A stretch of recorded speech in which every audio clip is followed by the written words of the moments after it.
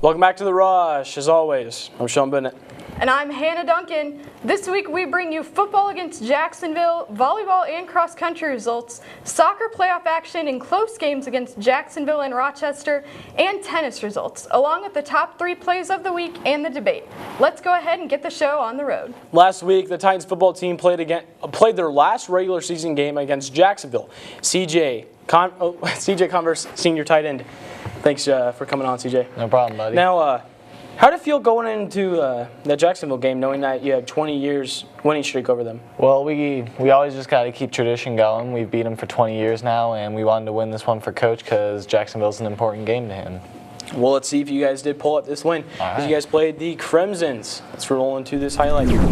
As I said, the Jacksonville Crimsons versus the Glenwood Titans. Glenwood Titans 5-3, Jacksonville 4-4. They had to win this game to guarantee a spot in the playoffs. Now, Glenwood's first drive. Well, there's the Titan fans at Glenwood's first drive. It looks like Lane's going to send it high, but Tally, he's going to hand it off to him, and he's going to put his first of the night. He had 5, and he just kept trucking. Let's go ahead and see some Jacksonville action as he hands it off to the running back, but he loses it, and they recover. And the Titans actually scored 2 times in their next 2 drives after that play. And in the last play in the first quarter, it's on the ground with Tally as he gets the go-ahead first down. And what were you thinking at this point going into the second quarter? Going into the second quarter, we had a good lead on them. We were doing all that we had practiced. Our game plan was paying off, and so heads were up, spirits were high. Tally again there, and Joe Brandon here sends it in the air to Noah Pickens as he was wide open in the end zone, and he puts one up for the Crimsons. Brandon again in the sky as he sends it off to Deion Jackson, ties the game up at 28. CJ, were you guys nervous when they tied it up there at all? When they tied it up, we were for sure nervous. We had to keep our heads, and we had to just know that we had to stick to our technique, stick to our game plan, and we'd pull out victorious. CJ, what a grab. How'd that feel, man? Felt great. We went in at halftime. We had missed a couple of passes earlier, and I told Zach basically, if you just throw it up, man, I'm going to come down with it no matter what. So just do it, and he did. Layton threw it up to Merrifield, and he got a very important first down as Tally puts in his 5th of the night. He's very excited about that. Oh, sorry about that. Joe Brandon, he's going to throw it off, but guess who's there? Justin Montre. He picks it off to end the game. But Justin's not going to be there. Brian Bose is. He's going to end that off for us. And let's go ahead and go with the scoreboard, Anna. You'll see him later on our show. He's a very fun guy. Yes. Glenwood would pull out this one 49-35. Zach Layton went 4 for 8 with 1 touchdown. Josh Talley with 5 touchdowns and 200 yards. Now let's go ahead and take a look at some post-game interviews. Coming in here, we knew it was going to be a tough game. Jacksonville, they're a great team. They have a lot of skill. And like you said, we haven't lost them in 20 years. That's where Coach Short grew up. That's where he played. And, he doesn't like losing in Jacksonville. So, I think the seniors took it to heart that, this could be the last game that we could play. If we lost, we may not make it in the playoffs. And going in the playoffs, the first game is probably going to be on the road. So this could be the last game we play on this field. So we wanted to make it a memorable one, and we did it tonight. CJ, how do you prepare to go up against Champaign Centennial tonight in the first round of the playoffs? They're a really good team, and we watch film on them, and we know that they like to pass, and so we worked all week on having our defensive secondary able to defend that. We worked on stuff that Glenwood Titans are great at, like run and short passes and stuff.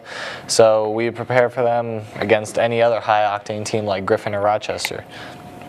Senior year, going to the playoffs against Champaign, you really connected with all the boys. You going to miss them after the season? For sure, I'm going to miss them. Those are my dudes. We spent most of the summer together. We worked hard. We sweated together. We bled together. So those are my day ones. I'm going to miss them. Well, let's see how you guys do against Champaign when we get a chance. For sure. Thanks, CJ. No problem. Tonight, the Titans are headed to Champaign for the first round of the playoffs against Champaign Centennial at 7 o'clock. The Lady Titans volleyball team competed in the Quincy Notre Dame tournament over the weekend, and they played the 18-17 Rochester Rockets in the 3A regional quarterfinals in Taylorville on Tuesday. The Rockets were trying to come back and beat Glenwood after losing to them on September 16th, 25-23, 22-25, and 25-16. Let's go ahead and take a look at the results for those.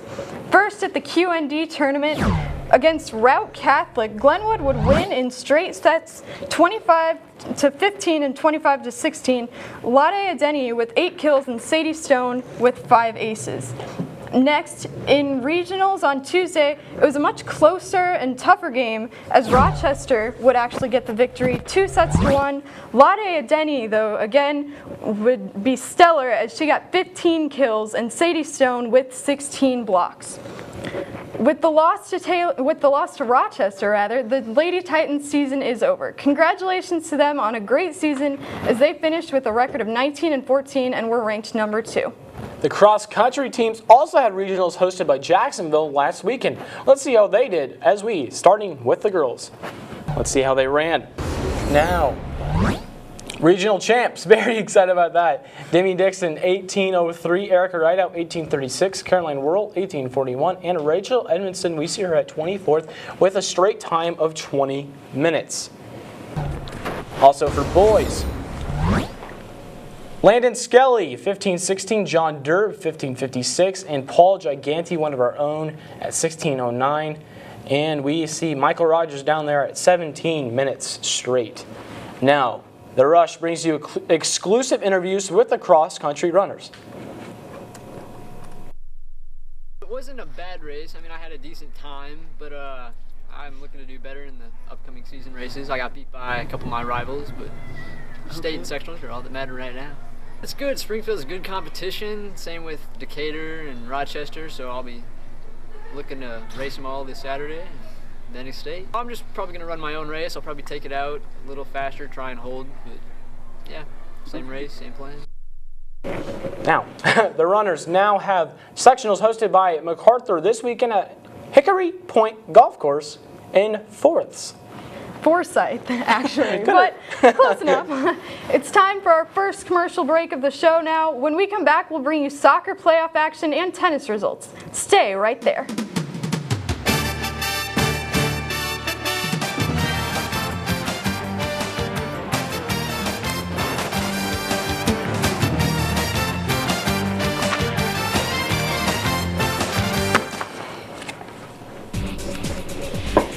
Okay.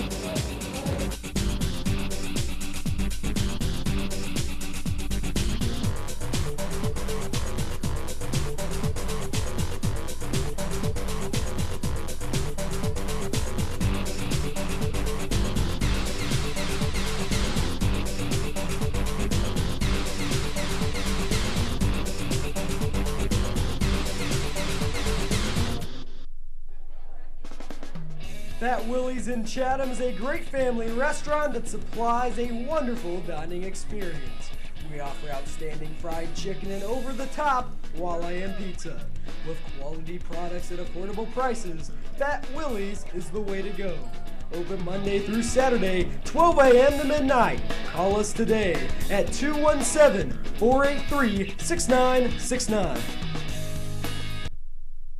Aaron, you're all set? Great, thanks. Mike, thanks for doing that discount double check. You saved us hundreds. What was that? The discount double check? It's when we comb through your policies to make sure that you're getting all the discounts you deserve. No, I get that part, but you guys are doing my move. The discount double check move? It's my touchdown dance. So you're a dancer? No, I'm a quarterback. Oh, quarterback. More. I'm a robot. Get out of here. Get to a better state. State Farm.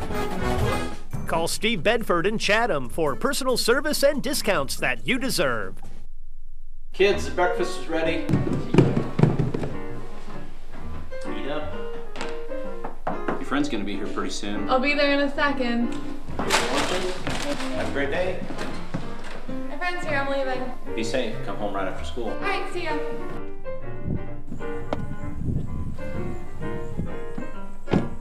Wow, your dads are really looking out for you. That's not my dad. That's my family's financial advisor, Mr. Sullivan. Sullivan Financial, looking out for your investments and your family. Welcome back. Before and after game rituals are traditions for the teams and athletes of every single kind. The Rush's Traits Davidson has more on this. From recreational sports to professional, they all have one thing in common, and that is their traditions. If it's a home game, usually we all go out to Godfather's, we chill there, eat some pizza. WMAY is usually there, we get interviewed by them. CJ Converse is a tight end for the Glenwood football team. He says that going out and getting pizza with his teammates is more of a relaxing time after a stressful game. It's more of a relaxed time than anything else. Some of us go out and hang out after the team's done. More than anything, like a real set, like after game rituals, we just go hang out, make fun of each other, that kind of stuff. Cool. Brendan Daniels is on the Titan Fever show choir group. He explained what the show choir does before a performance. Before a performance, we usually just do some warm-ups, then we just kind of get pumped, and then we do a prayer before each performance, just to get our minds where it should be. What comes after a performance is a very exhausting, exciting, and hungry time for Titan Fever. Well, after a performance, we usually all like pass out on the ground because we're like super tired. But then we all like get all excited and pumped, and we're like, "Yeah, that was awesome!" And then we change. Then we'll like go out and just hang out and eat some food. LeBron James, who plays for the Cleveland Cavaliers, is known for his famous chalk toss. He recently just brought back the tradition to please his fans. Here's what he said about it.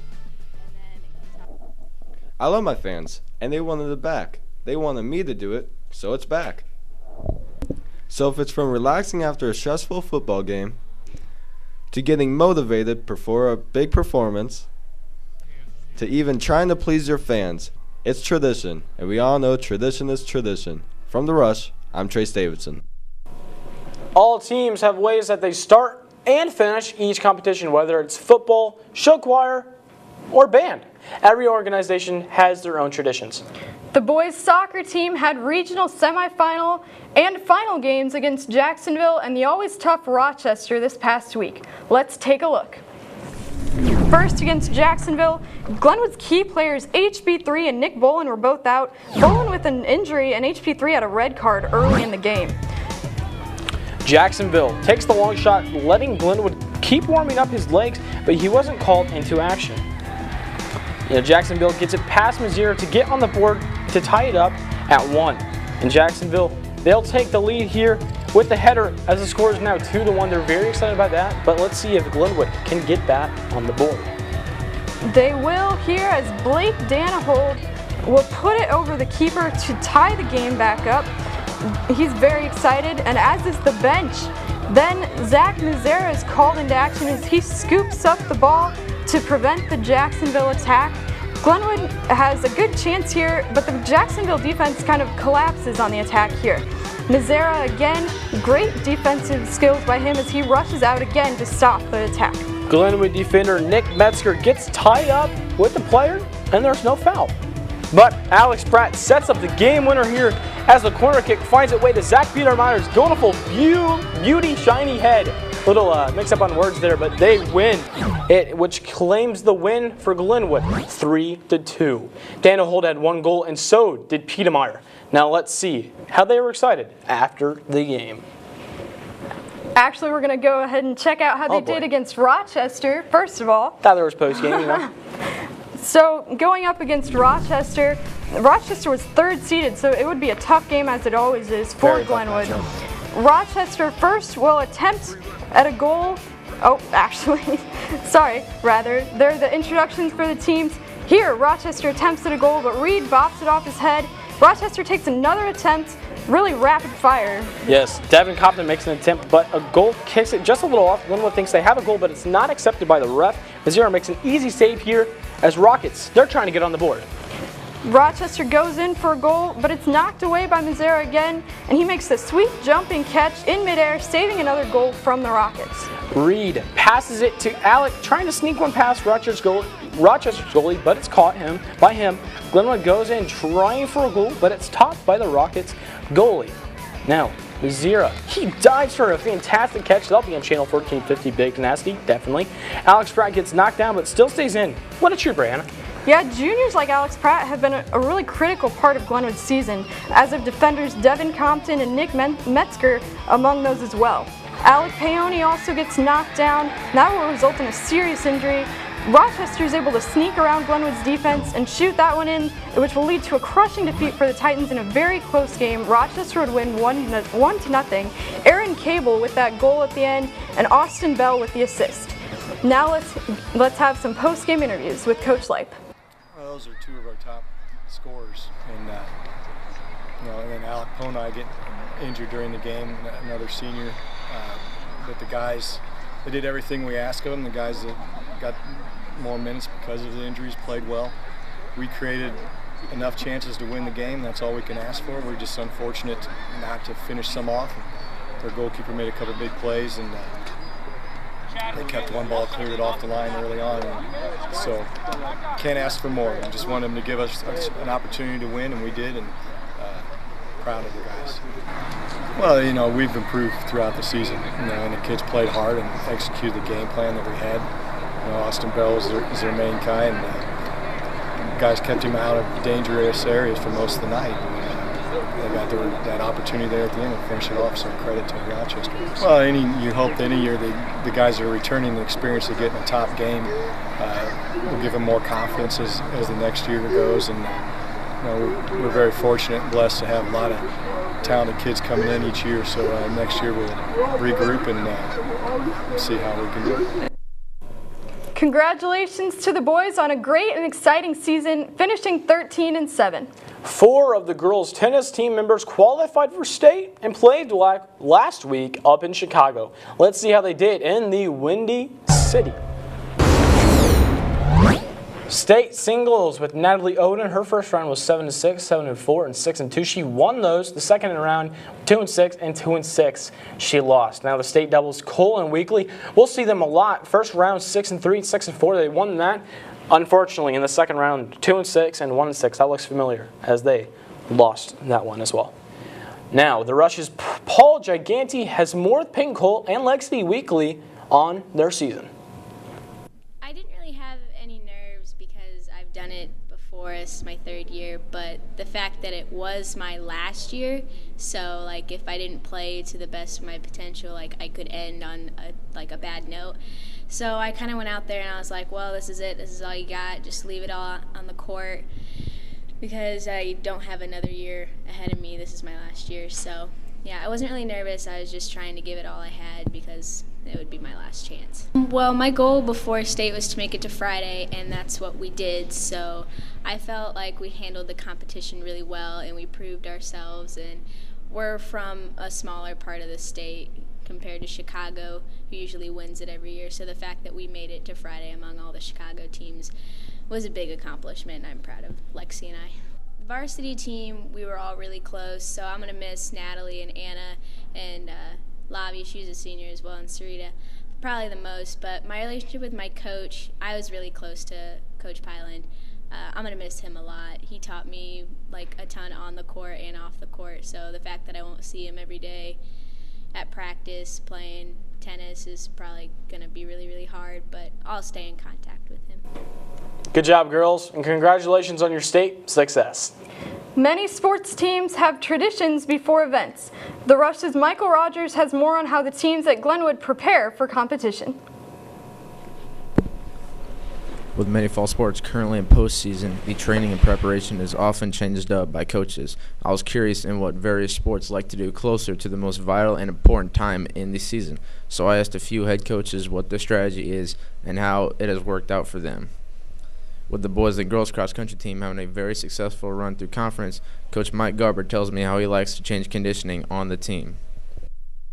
We go away from long distance stuff and worrying about getting miles into shorter distance. I'm more concerned about getting leg turnover. There's a lot of teams that like to work both long distance and short distance in unison. Everything that I have read and my experiences say long distance first, short distance second leads for a better peak at the end of the season, so that's where we're at. Along with cross country, the girls tennis team season is also quickly coming to an end with the state matchup this Thursday. For Coach Greg Pyland, some aspects of practice may be necessary to be altered or removed, such as the 8-minute drill, which includes hard aerobic and strength conditioning like jump rope, sit-ups, and sprints at the end of every practice. We do the 8-minute drill for about the first month, and then I back it off after there because I get a little worried about injury. All right. And then if we need to, we'll pick it up at the end of the year. More repetition. By this time, there's nothing we're going to change stroke-wise, so we work a lot on repetitions, forehands, backhands, try to work on movement and a little strategy. I know the team that requires a lot of preparation and strength training is the Glenwood Titans football team. Physical ability is key for this team specifically, along with physical structure. So to keep those aspects of the team good, Coach Len Onken gave me insight on how he trains the players by keeping similar drills in previous postseasons or working on specific aspects of the game, such as tackling or throwing, for the whole week. Keep from year to year. We continue to lift throughout the year, trying to maintain our body strength. We've discovered a few things that we aren't as good at as we might like to be. For example, tackling. So we spent a lot of time on tackling last week, just doing drills and things in practice where we, practice situations and setups and make sure that we have kids who have an opportunity to practice those skills that we think they need to improve on right now. The amount of training has worked out in the past very well and will be continued through postseason and future season by all coaches. For The Rush, I'm Michael Rogers. Thank you, Michael. Now we'll soon see how the preparations help the teams throughout their seasons. It's time for our last commercial break of the day. When we come back, we'll bring you the top 3 plays with Mason Byers and the debate with Channel1450.com's Brian Bowes. We don't want to miss it. Well, you don't want to miss it. All right. We'll see you.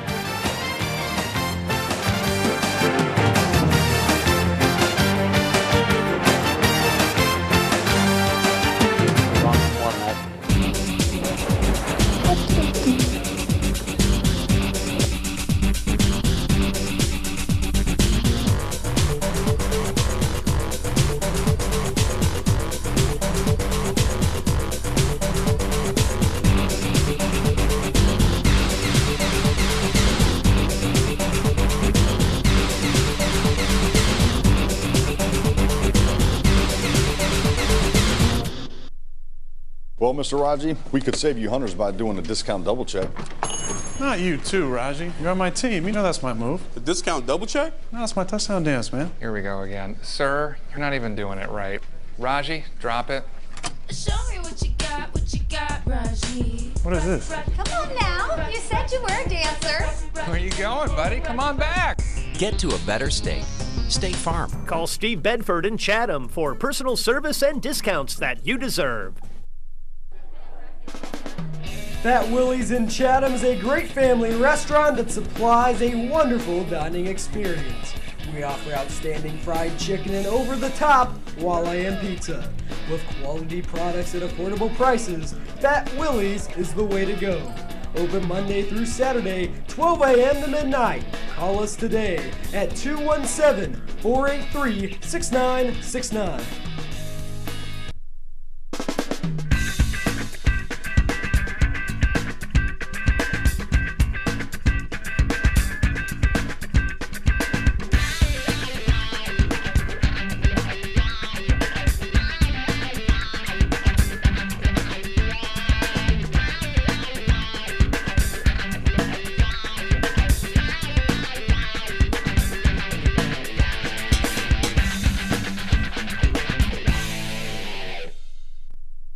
Kids, the breakfast is ready. Eat up. Your friend's gonna be here pretty soon. I'll be there in a second. Have a great day. My friend's here, I'm leaving. Be safe. Come home right after school. All right, see ya.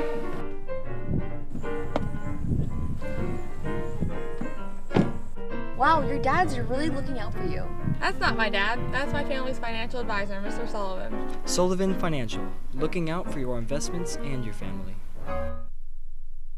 Aaron, I was able to save you hundreds. Yeah, discount double check, I know. I'm kind of over that move. So are we. What? It's a little, soft. No, it isn't. It is. Yeah, it is. They wanted something with a little Like what? Do it with me. Ready? Discount, double check. I like it. It's terrifying. Right? Matthews. What's up, dude? He plays football professionally. Save big with a discount double check, only from State Farm. Call Steve Bedford in Chatham for personal service and discounts that you deserve.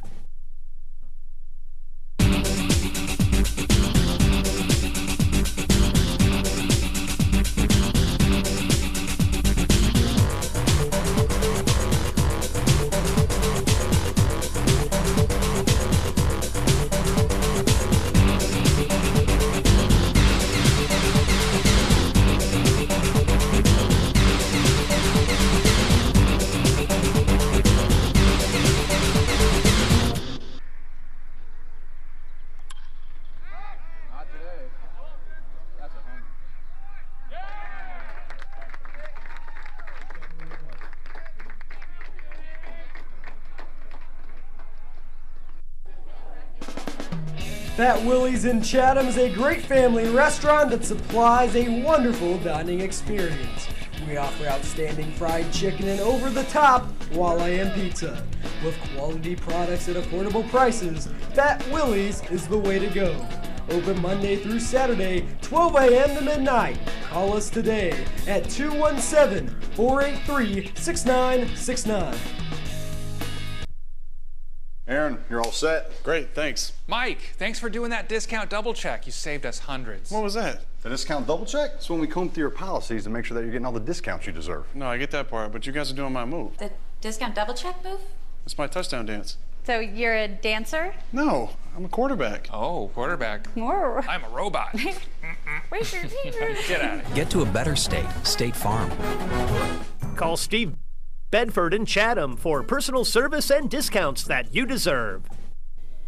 Welcome back to The Rush. I'm Mason Byers. Let's start off the countdown with play number 3 this week as we head to the football game against Jacksonville. As the quarterback has plenty of time, he throws a long pass, but it is picked off by sophomore Justin Montre and run for good yardage, helping Glenwood to the win. And now we will head on over to play number 2, which is also at the football game last Friday, as quarterback Zach Lake throws a deep pass to CJ Converse, who's able to grab it and make the touchdown, leading the Titans to a win in a very pumped team. And at the top play of Glenwood Sports this week, we head to the regional game. Well, in the last minute, Alex Pratt gives it to Zach Petermeyer, who rips it off his head for the win, giving Glenwood the 3-2 victory over Jacksonville. In the last minute of the game, the bench is amped, and now we'll send it over to Sean Bennett for the weekly debate.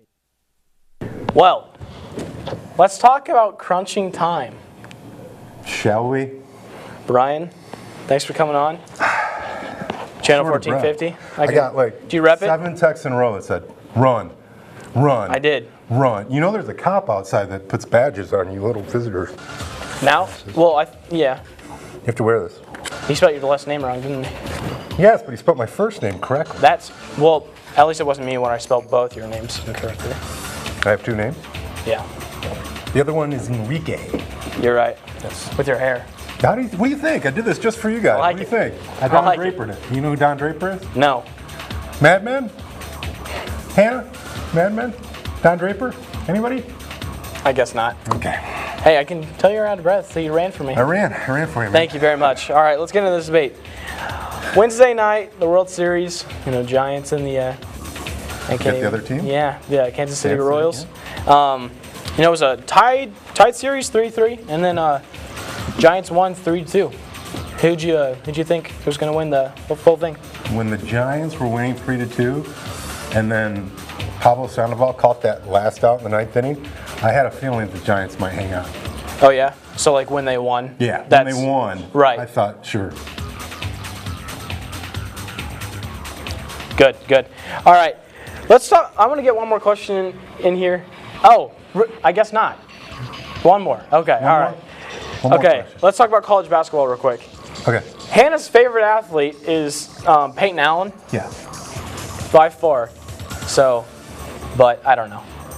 I guess we can't. I guess we can't talk about it then. Well, he's a good Aggie. Yeah. Texas A&M. He'll be a good Aggie. Maroon and white scrimmage. I ran. I'm sorry. It's okay. I ran out. We'll talk about after. Okay. All right. We'll talk after. Don't worry. That's it for this episode of The Rush. We'll see you tonight at the game, hopefully in Champaign. Maybe not. But I definitely won't be driving out there. But let's make a trip out to support your Mighty Titans tonight. Thanks for watching the episode of The Rush, and happy Halloween. Now, we'll see you later. We gone.